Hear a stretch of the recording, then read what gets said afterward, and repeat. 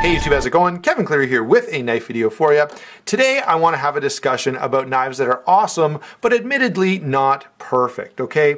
And you know, I want to address this for a couple of reasons. One, as a reviewer, you may notice that sometimes I will go through a review and I'll talk about this, that, and the other about a knife and raise some things that are kind of issues that I don't really like, but then at the end of the review say, hey, I highly recommend this knife. It's really, really good, okay? And some of you even called me out on that, and you'll go, wait a second, Kevin, you didn't like this, you didn't like that, you didn't like that.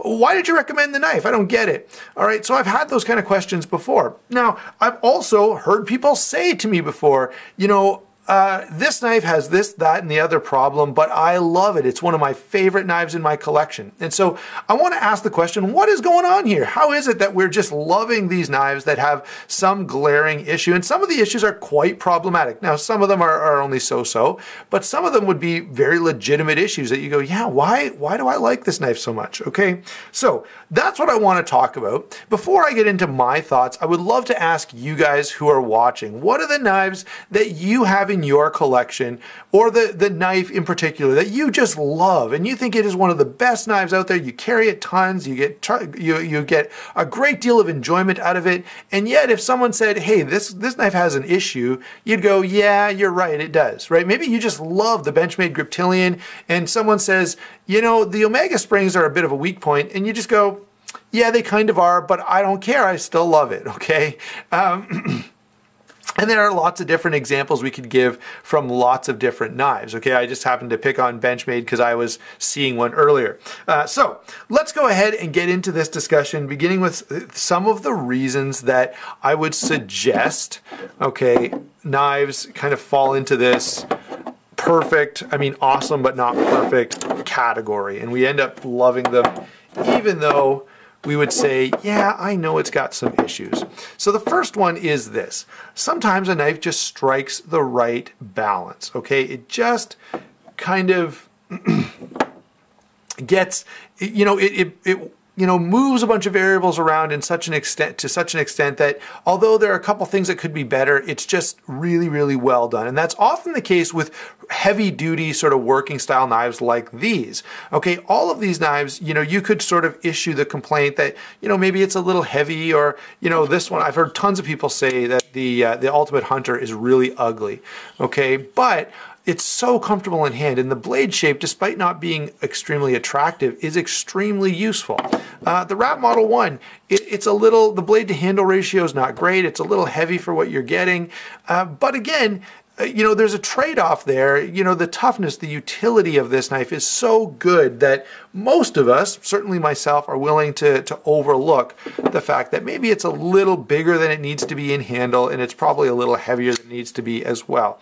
And here's another knife where, you know, this one's got fairly thick blade stock. It's definitely heavy duty. It's absolutely ZT built for sure, but they've done a really good job of balancing it out. It's very comfortable. The blade cuts really, really nicely. I cut up a bunch of fruit and vegetables with this, and the blade just cuts so well. By the way, this is mine. It came from the Black Friday special that Knife Center had.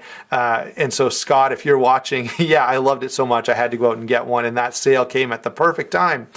So these are all knives where it feels like, yeah, they get some things off a little bit, but they kind of strike enough of a balance between being heavy duty and utility, and still, you know, they're not, it's not so ugly, it's not so heavy or so overbuilt that it becomes a problem. Okay, so these knives are all knives that aren't perfect, right? This one's way too heavy, and I wouldn't argue with you for a second if you said, Kevin, that knife is ridiculous for weight. I absolutely agree with you, but it gets enough other stuff right that I think it strikes a balance, okay? And that's true of all of these knives, that, you know, they just, for what they're trying to do, they have maximized certain elements, and the other elements that have had to suffer a little bit in that sort of trade-off are still good enough. All right, now, some knives you love the form. All right, here's a couple of knives. These definitely have some issues. The XM18, you know, it does not flip well at all. Okay, now it does deploy really nicely with the thumb stud, and I can flip it out pretty, wow. Of course I fail on camera, but yeah, you can see I flip it out pretty easily. Now I'm used to it, and I do give it a little bit of wrist, okay? And I have replaced the washers in here with phosphor bronze washers, which is, it's questionable whether that's actually worthwhile because Teflon technically has a lower coefficient of friction. So the reality is it should be smoother on Teflon washers than it is on phosphor bronze. Again, here's another knife that, you know, it's not super high-end materials. The action is good but not amazing. I don't like the fact that the clip doesn't match the rest of the knife. But overall, I love the look of this knife. It is a wonderful design, and because of that, it would, you know, if it was really uncomfortable in hand or the blade was horrible geometry or something like that, that might be off-putting enough. I hate this choil. I feel like I literally have no idea why the blade just doesn't come back to my finger here, okay? But I like enough about this knife that I still love it. I really, really like it. By the way, if I didn't say this earlier, this knife is for sale. So if you want Boker Lateralis, get in touch with me and we can work something out. By the way, this is another knife that's for sale, and I want to this one's here because of the HTR. This knife is too small for me. Now, this knife is here for a very specific reason. This knife doesn't have too many issues. I mean, you know, it's fairly well put together. The centering's good. The blade steel is fine for its price point. The grind, it's attractive, all of that. But it's too small for me. So even if it gets everything right, I'm not going to like it all that much. All right. And so, yeah, this one is for sale as well. Let's move those out of the way. Bring the XM back in here. Another great example of this, guys, would absolutely be the Zero Tolerance 0055, okay? Gustavo Cecchini design, really, really cool, really interesting features. It's definitely a knife that's more form over function.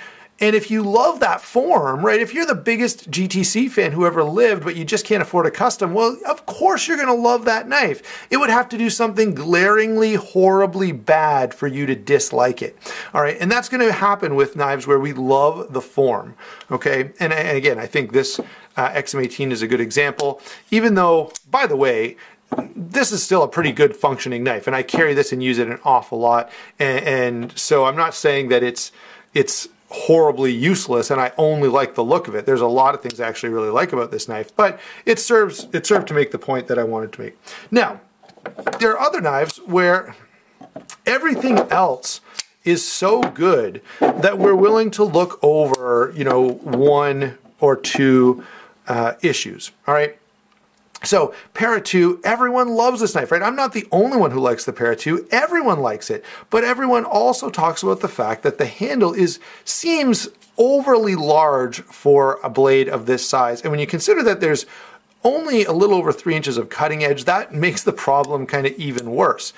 You also I've heard lots of people complain, lots of you have messaged me about lock stick on your Para 2. This one doesn't really have it. It does. You can feel it kind of pop over there, but it definitely doesn't have anything that I would consider serious lock stick. But there are a couple little things there. The problem, or the reason that we still love it is everything else is so good. It's amazingly comfortable in hand. It's lightweight. It goes in and out of pocket really, really well. It has, you know, you can put the clip wherever you want it. The action is really, really nice. So we like so many other things, right? The cutting, the edge geometry, and the performance on this blade, despite it being a little short, is so good. The ergonomics, okay, so it gets a lot of stuff right, and it gets one or two minor things wrong. Kershaw Knockout, again, similar example. It's light. It carries really, really easily. The blade shape is really useful. It's comfortable in hand. Okay, it carries kind of nice and deep. So all these things that we love, and it's speed safe. Now, if you're going to have an assisted knife, I think speed safe is one of the best ways to go because they're way easier to close one-handed because there's no spring tension past this point here, right? So it's only this portion of the travel range that it's actually under spring tension, and that does make it way easier to close with one hand. All right. Now, The reason this knife is in this video is because so many of you have said to me, I love the Kershaw Knockout. This is something I get regularly in conversations and even in messages and in comments. Kershaw Knockout, great knife, hate the speed safe, but love everything else about the knife. So because of that, I'm willing to overlook that one thing. Same is true of the American Lawman. The lockback can be a little stiffer on the American Lawman than other cold steels, and cold steels already have stiff backlocks. So you kind of go, okay, I'm willing to have that stiffer lock to get everything else that's right about this knife. And again, there's a lot that's really right. Let's see here. Let's grab a couple other examples. Maybe the Rat 1 could be in here as well. Okay. So here's a couple of examples of knives where because the thing that's wrong with it, you kind of go, well, it's not something that's really that off-putting. Okay, so a couple things about the Manix 2 XL. I guess it's going to be too big for some people, sort of like the Con was for me. But the big thing about this knife is the location of the pocket clip. It seems really, really bad. Okay, now, honestly, I don't know where you'd put it. Maybe here with a bit of an angle on it would be better than here. But Spyderco didn't go that route, probably because, I don't know, for whatever reason, I feel like they could have drilled and tapped some holes here and just had the screws the right distance so they didn't interfere with the blade. They didn't like that, so they went down here. Okay, fine. A lot of people have talked about the placement of this clip, and it's not great. Now, I've got a Casey Lynch clip on here, and if you have never tried a Casey Lynch clip on any of your Spydercos, you definitely want to do it. He does a great job, and look how beat up this thing, it was purple, okay? It still kind of is, but this poor clip has been through the ringer.